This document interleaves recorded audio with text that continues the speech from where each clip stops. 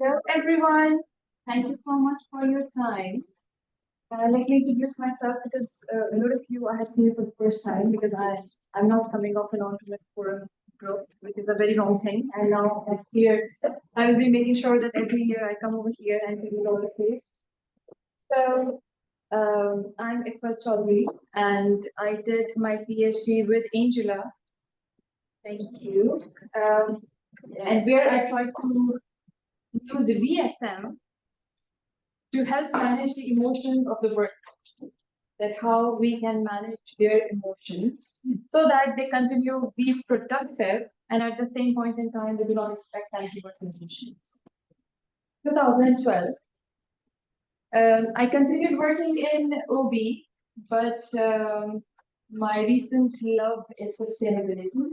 Why? Because I am based in UAE and UAE is having a very strong love affair with sustainability these days. So sustainability on one side, AI on the other side. It's a place of extremes.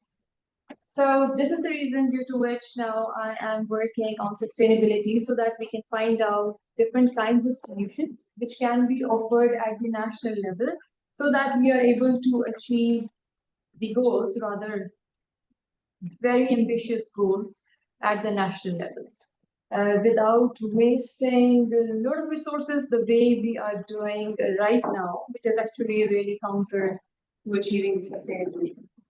So I will walk through with you, but my focus would be more on helping you to understand that what the problem is, because I would be focusing on the context. UAE doesn't work the way UK or any other developed country works, though it is progressing enormously fast, but its way of approaching, its way of dealing, its way of management, its leadership, it's extremely different. I told you it's a land of extremes. So so I will navigate that with you, and then I will tell you that what it is that we are trying to achieve in sustainability, what are the problems and how or what we can offer from VSM, and then I would be very happy to learn from you that where I am overambitious, what is doable and what is not. So I would be proposing VSM as a framework for achieving national sustainability so that we can have a certain governance mechanism for the government itself. So as I told you that I will walk through with you sharing the context of UAE, how things work over there, then where do we stand in terms of sustainability, what we have achieved so far, what other goals are there which need to be done in next 25 years, where do we lack, what VSM can offer, what propositions I'm going to give over, and what are the limitations. So when we talk about UAE, it's a small country in Arabian Peninsula. It's very young. It came into being in 1971. So altogether, we are 55 or 54 years old. And in terms of progress, as I told you, that it is very fast progressing. One of the reasons is that the leadership is very ambitious because they want to place themselves next to the developed countries as soon as they can. In terms of the population, it's very interesting because population is recent one in 2025, 11.3 million people, and 88.5 of them are expatriates, the people from other countries. And major populations comes from Southeast Asia, so India, Pakistan, Bangladesh. And then after that, we have European countries, from which now people they are populating in. So the population of the locals, which are called Emiratis, it's really tiny bit. So that makes it even more interesting because people are coming, people are growing, and the system is still progressing. Now, let me go through with you the governance structure. So we have 7 emirates. Now, this is a federation. So 7 emirates. These were the countries by themselves, and they got together in 1971 and decided to be together. Now, in this federation, yes, they have a president. President comes from Abu Dhabi because this is the biggest emirate, and I guess 70% of the land belongs to this emirate. There is a vice president who comes from Dubai because Dubai is the main economic hub. And then they have a federal Supreme Council, which is composed of the rulers from all these seven emirates. So there is a federal entity, but at the same point in time, every emirate is governed by a sheikh, and that sheikh is the whole and sole decision maker for that emirate. So yes, they are unified, but in a way that they are still autonomous. They can take their own decisions. Certain things that they have to follow, whatever the in federal capacity Abu Dhabi says. But at the same point in time, it is at their discretion whether they want to do it or they do not want to do it. So if you ever get a chance to be in UAE, you will see significant difference in the culture of those seven emirates itself. So then they have the Council of Ministers, which is headed by the Prime Minister, and then they have Federal National Council. Federal National Council is composed of those people who are elected from all these seven emirates. So this is elected. And when it is elected, it means expatriates are not voting them. It's the local nationals who are voting them and bringing them at the federal level so that somebody should be there to represent them.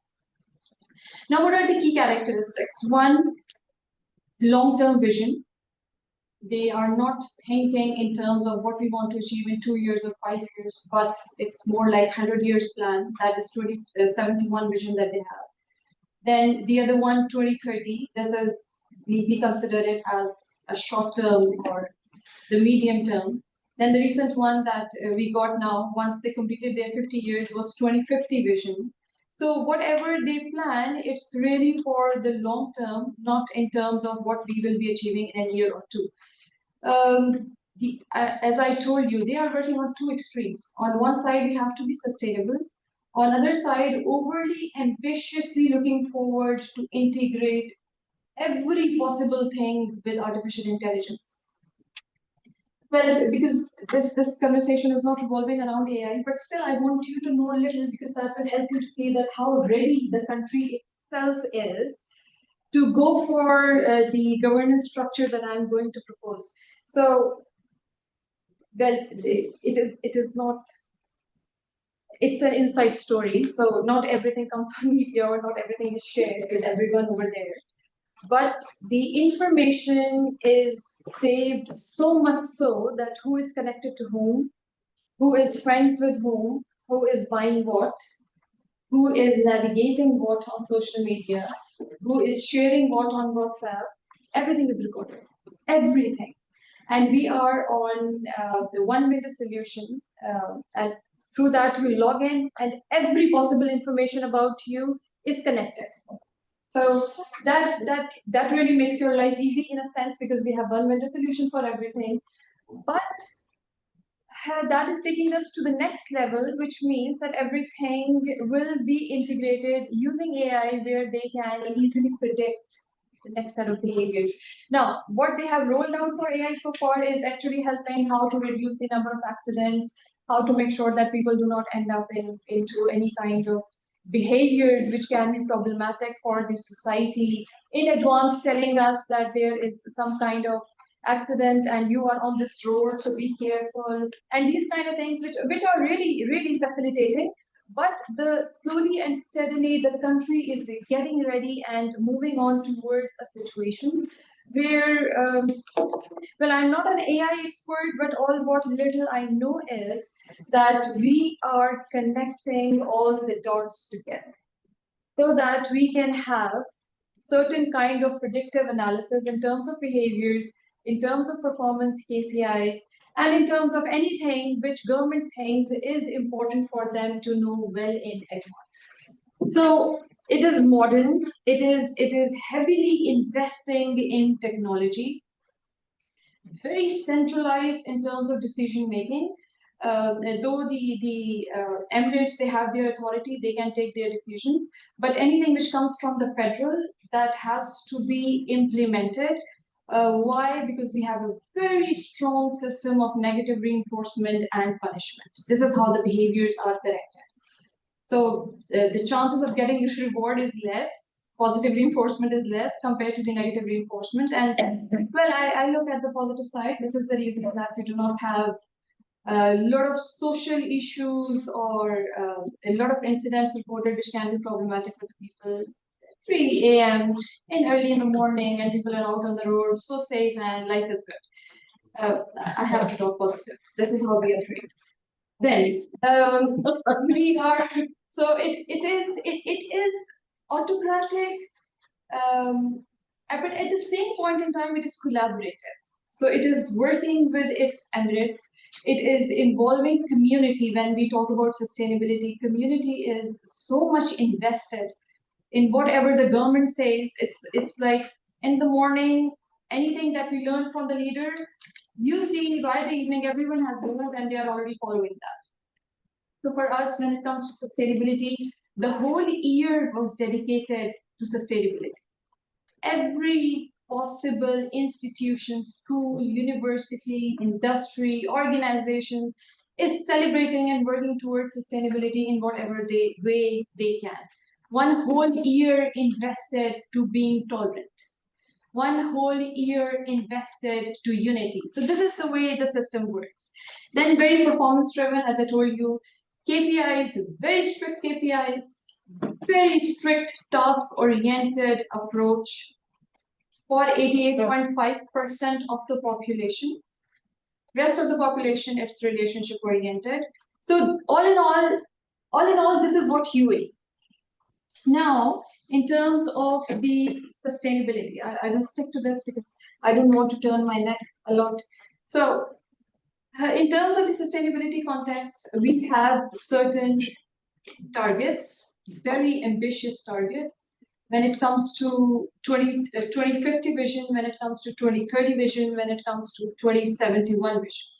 Out of which one is that we have to go net zero by 2050. And I think I should share with you that UAE, we are among the top 3 countries who have the largest footprint in the world.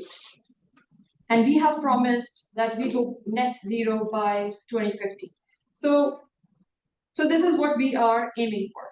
So the emphasis is on going green, trying to go for the clean energy investments, nature-based and carbon management solutions at the same point in time.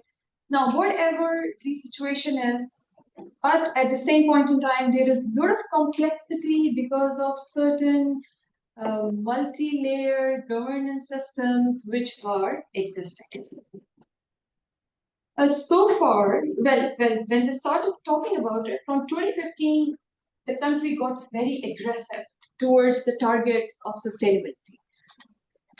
So when they started talking about it, it seemed that it's far-fetched because in UAE, if I can afford, let's say, sedan, I will still go for SUV. This is the way the culture is. So it's a land of abundance. People enjoy the luxury. So any way where I can save the energy or I can stay clean, I will never go on that way. I would prefer continuing with the luxuries that I make. Oh, thank you, thank you. I have a very bad neck, thanks to computers. Anyway, so it looked far-fetched, but still, this is a big accomplishment that the country was able to develop sustainable communities in Abu Dhabi city, in Dubai city, and now recently in Sharjah as well. So I will walk through with you on the sustainability projects that they have achieved, but these are the major achievements that they have done so far. So in Abu Dhabi, the most renowned one, and now which is used really as a model community for sustainability, is the Masdar city. The second one that they have started is Yas Island. Very expensive, but it is sustainable. Then Abu Dhabi Clean Energy and Infrastructure Projects, Dubai Sustainability City, Mohammed bin Rashid Maktoum Solar Park, Dubai Green Spine, and Sharjah Sustainability City. I will not go through each and everything, but yes, there are a couple of things which need to be looked at.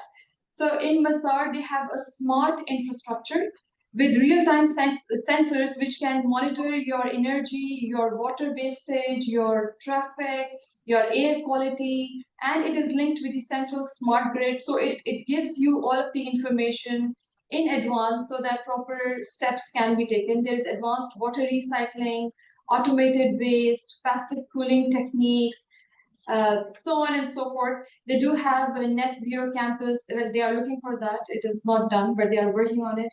There's a concept of istimada where they are making the buildings green. So they give certain peril sustainability ratings to each building.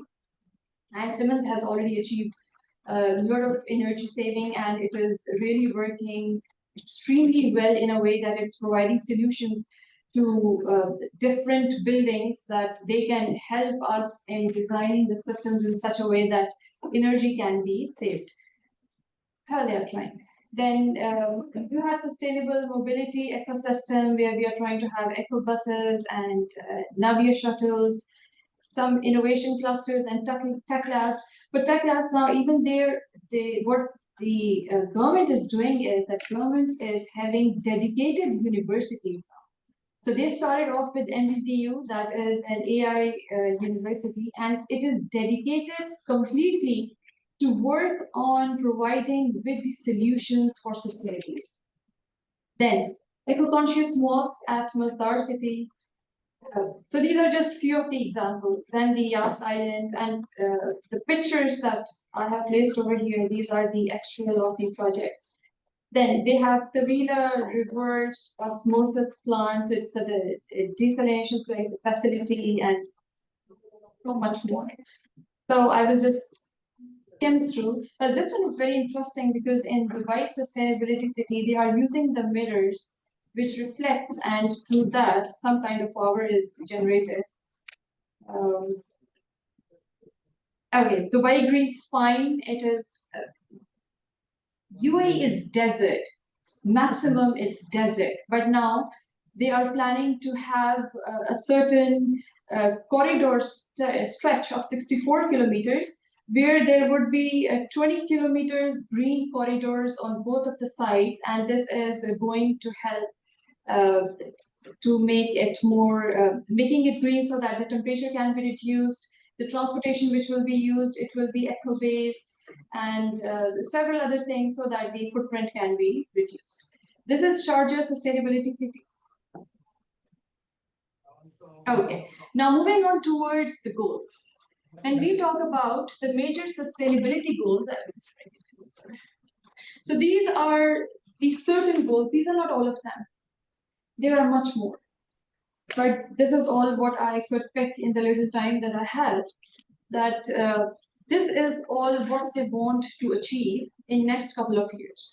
So UAE net zero 2050, I already told you that carbon footprint should go to zero.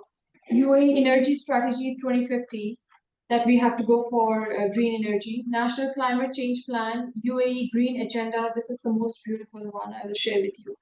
UAE nationally determined contributions through the Paris Agreement that we had in 2015. Dubai Clean Energy Strategy, Abu Dhabi Environment Vision, Dubai Net Zero Carbon Emissions Strategy, Smart Dubai, Mohammed bin Rashid Al Maktoum. I guess, by the way, I am done with half of the list. You would have realized there is a lot of redundancy available. Why? Because yes, at federal level, they have said you have to do that. But now, at the Emirates level, I decide I do 1, 2, 3. Second Emirate, I do just one. Third, fourth, fifth, I don't want to follow you. I will not do anything. So those who are doing it, they keep recreating the wheel. Instead of one unit doing the job, everyone else following the same blueprint. No, we use the resources all over again. We build the entire thing on our own, and then we start testing it. If it is good, well, of course, when we are testing, we waste so much of resources. If it is good, we implement it. If it is not, it is not. So this is one of the problems which is existing in terms of the sustainability goals of the country. So this one I already told you. So UAE strategy, energy strategy is focusing on energy transition. Till 2023, we were supposed to achieve that, still not done. And the investment that is planned is up to 200 billion on this. UAE Green Agenda, why I said it's beautiful, because this is where the community is hit. This is for us. So what I will just give you an example of our university, that how we are affected by this strategy that they have made. Down to our curriculum, every course should integrate some element of sustainability. So we are provided with beautiful list of 17 SDGs. Look at them. Whatever you think it should be aligned with the course, do it. You are doing the research, tell that with which SDG your research is aligned. You want to do community engagement. Community engagement is very important part of our teaching and learning. You are doing that, you have to align it with SDG. Because in UAE, you might not be, this might be very new for you, that if I want to invite any expert from outside, industry or academician, or I want to do any event, or I want to do anything in the world, I need to take the permission from the Ministry of Education. With the information of what I'm doing, who is the person, so on and so forth. So when we do that, now we have to link it with the SDG. Which SDG is achieved through whatever you are doing. So down to that level, we have to report that what is each and everything that we are doing is helping the country to achieve their sustainability goals that they are looking forward to. So because of this, the community is very well informed now. So when you talk about sustainability, when you talk about SDGs, when you talk about these kind of initiatives, people understand. Students, they understand. Teachers, they understand. And all of them collectively, they are heading and they are working towards this. I'm just giving one example of the university. Now, this is applicable or applied on each and every system which is working with the government. So that is our green economy agenda. Okay. So that we can be encouraged to use green lifestyle. Can I ask you a quick question? No, we will not give up on SDGs. We will not. I asked one of my students, if you know that this is the difference when you are using a small car compared to the four-wheel drive, what would you do? They were sure that they want to use the four-wheel drive. Anyway, so I'm sure. So it's when you say SDGs, is that equivalent to you to sustainability? Sustainability. Is that the definition? I know what the SDGs are, but is the SDGs synonymous to what to sustainability? Yes, correct. That is the most important framework for us. Yeah. Okay. So it's like that whatever you do, you have to tell that where do you fit in which box. So that is the most important framework that we have. Okay. So Abu Dhabi environment vision, so that we can conserve the environment, biodiversity, and so on. Dubai clean energy, Dubai net zero. Okay, so in Paris Agreement 2015, we agreed on a few NDCs, and one of them was that we are going to cut the emission. Earlier it was 23.5%, and then now we said that by 2030 we are going to reduce it down to 40%. So in energy, in industry, in transport, in waste, in agriculture. So these are all the sectors which are covered. May I ask clarification? Yes, please. When you say reduce your emissions, you're saying not from your global output of barrels of oil. Those you don't count as your emissions. Yeah. It's just what you're using inside the country. Yes. And yes. What about the emissions from products that you import, because you're a big importer? Yes. But it's a very good. Just, I'm battling to get the definition with boundary zone. I don't know. Should I speak on behalf of the government? If I talk on behalf of the government, because I will just answer this question with telling you one story. I was having one of the training with the principles of responsible management education and rules. And I asked her, you keep repeating, stop eating beef, stop eating beef. Why don't you say that we stop using AI or the kind of energy that we need to go for Bitcoin mining? And she was like, we are coming there, heading towards that. So the point is that nobody's heading anywhere. So but at the higher level, nobody's going to give up the petrol, the most important product that they are selling. It's not going to happen.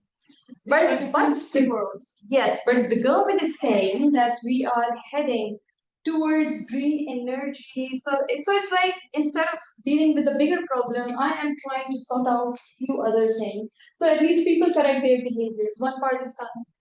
And then we see how we sort out rest of the things. But we have to really appreciate on one side at least that really they are trying to move on and have their economy based not only on oil but also mostly on tourism, the most important thing. And now one more thing you might have learned that soon we are going to have the biggest AI data center first time ever outside USA, and that is another story at a whole. Yeah, not a nuclear reactor or something. What's powering those data centers? The nuclear reactor? I have no clue about that. We have to wait and we have to see what it is. So, Are you going to connect this to VSM? Yes. Okay. So moving on. Now we have been doing certain efforts. We have achieved quite a bit. As I told you that the goals are very ambitious. But now what are the problems? One is that it is a disproportionate implementation. So one emirate is willing to do, the other one is half willing to do, the rest they are not willing to do. Then we keep reinventing the wheel, as I told you, that each time every emirate is going to experiment on their own and they are going to have their own body. They will sit and they will do these studies and then they will decide that what do they want to achieve. Complexity is existing at recursive level, so that is something that where VSM can help us. So we have to explore that how VSM as an interpretive lens can help us to evaluate and scale the sustainability programs in UAE. Why VSM? Well, what fascinates me from VSM is actually the kind of the framework that it provides you, which can help you to move on towards the viability of whatever you are trying to achieve, so that it stays.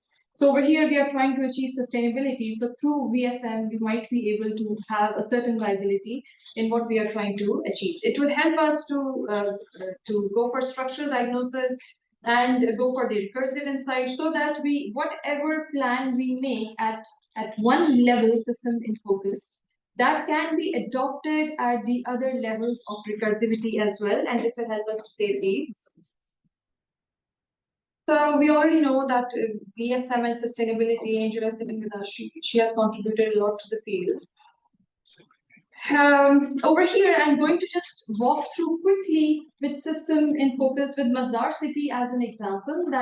It is already a model city that has been able to achieve the sustainability goals that we are looking for. So this community, if we look at it from VSM perspective, then how does it look like? So the first proposition is that we try to look into all the VSM systems and see that how Masdar works. So when it comes to its operations, so the implementation and the delivery of sustainable city activities. Now there are a few of the examples. It's not comprehensive, it's not detailed, because I'm trying to reach out someone from the government. I have one of my previous students is there in the Ministry of Interior, and he has promised that he's going to join me in this. So he would be having much more better information in terms of the units and how they are working. But based on the information which is available to us on newspapers and on the reports and all the material which the government publishes.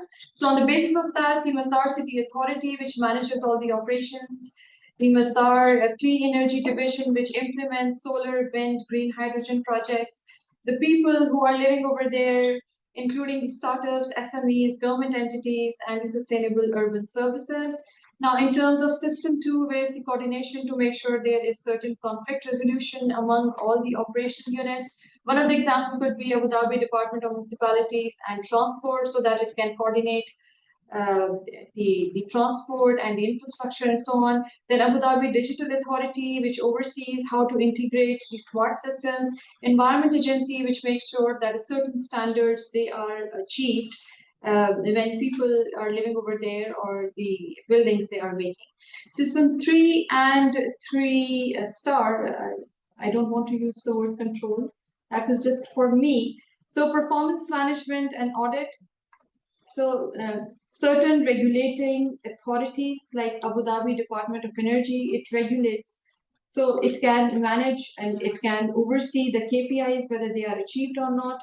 Mubadala Investment Company, which is providing the fundings and the strategic initiatives to control it. And then the Supreme Councils to view the financial and the economic affairs. System 4, intelligence, which is able to scan the external environment as we have to report to the international bodies at the end of the day.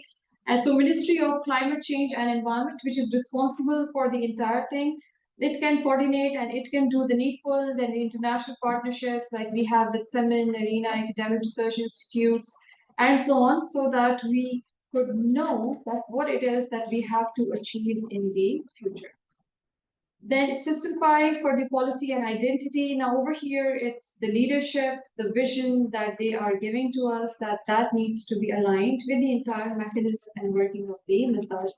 So at the federal level, at the Emirates level, whatever the focus of the system is, so we can connect it with its higher system. 5, that is the leadership, to see that we are aligned with their higher level goals or not. That will help us to see the entire system in totality. So a holistic view would be available of the entire sustainable community to us. We can evaluate how much resources have gone in, what is the performance outcome, and then at the end, whether we are able to achieve the goals or not. And but whatever we are doing, we are aligned with our local government or the international government or not. Now, the same system and focus that we have, like Masdar City example we took over here at community level, the same thing can be replicated in the entire Emirates, that is the whole Abu Dhabi. And then in the other Emirates, that is the next 6, so that they don't have to do the job over and over, because the rest of all the factors in terms of culture, in terms of economic indicators, everything else is same, so they need not to go back and do the studies over it. So this way, VSM will help us to provide with the holistic integration across the Emirates. There will be no silos the way they are working right now. We would be able to replicate the best practices, and there will be a systematic mapping of initiatives and stakeholders. The most important stakeholders, of course, people, the leadership, and then the regulators and media, though it is very silent stakeholder, but still it would be with us hand in hand. So that would be the contributions for the VSM. Now, limitation is that it is not tested, and I told you that yes, I'm trying to reach out to the government, but being expat, having an access to the government information is almost it's almost next to impossible. But still, if there is an insider, we would be having a better view. So I guess this is one of the most important limitations that would be in whatever has been proposed. That's it from my side. Thank you so much.